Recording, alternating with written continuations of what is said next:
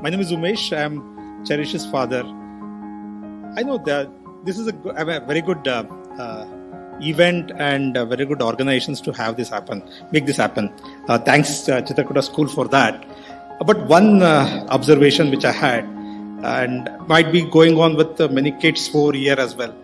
And this is a playful time, and not everyone might be realizing what we are going to do here. And the parents also might be thinking, yeah, why my son or my daughter is not showing that emotions while others are showing. I mean, same goes to my wife as well. She was feeling so uncomfortable. My son is not showing that emotions. For everyone, I'm saying this is a good event. Good event or good program.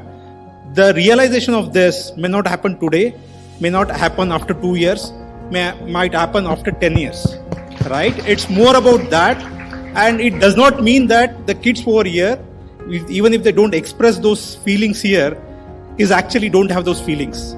They don't know how to express those feelings. We never taught them to express those feelings, especially the gratitude, because we have never said them that it's okay, right? Whatever we do, it's taken for granted, right? And we have seen a lot of social jokes and everything, that father is treated as an ATM, mother is treated as a kitchen or a hotel which gives the food and all, right? I mean, it's a common feeling, and people meme about that and make fun of that. That's all okay, but that does not mean that they don't have the feelings.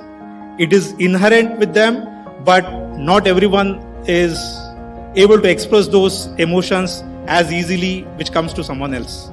So if someone is having those playfulness, I really enjoy. I want them to be so playful and not even express any emotions. It's okay to be like that as well. Thank you. Thank you.